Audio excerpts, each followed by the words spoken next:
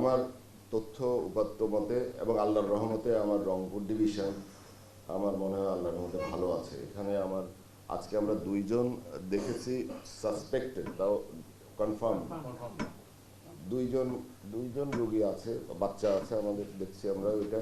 আর Rangpur division এখনো আল্লাহর রহমতে মুক্ত আছে।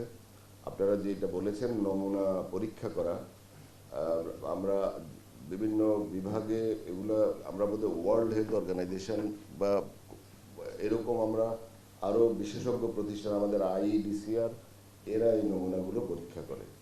আমরা চেষ্টা করব আপনারা যেভাবে বলেছেন যদি এখানেও আমরা ল্যাবগুলোতে টেস্ট করা যায় সেগুলো আমরা করে আমরা সেই ব্যবস্থা আমরা করবো ইনশাআল্লাহ।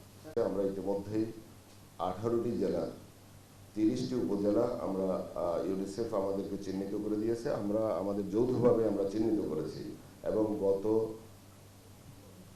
তারিখ আমরা শুরু করলাম, গত 5 তারিখ থেকে আমরা বিভিন্ন জেলায় আমরা গিয়ে, আমি নিজেই পাবনা জেলায় গিয়েছি, মন্ত্রী মহোদয় গিয়েছেন, প্রতিমন্ত্রী মহোদয় গিয়েছেন, আমাদের কর্মকর্তারা গিয়েছেন।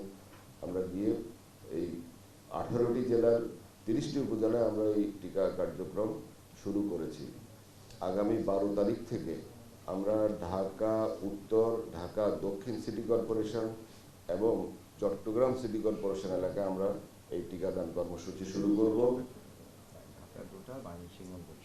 পরবর্তীতে ময়মনসিংহ এবং বরিশাল সিটি কর্পোরেশন এলাকা আমরা শুরু করব আগামী 12 তারিখ। 20 তারিখ থেকে আমরা বাকি সারা দেশে আমরা টিকা কর্মসূচি করব ইনশাআল্লাহ, যাতে করে আমাদের শিশুরা সুরক্ষিত হয় এবং আমরা এই হামের আক্রমণ থেকে আমরা ইনশাআল্লাহ সুরক্ষিত থাকবো আশা করি।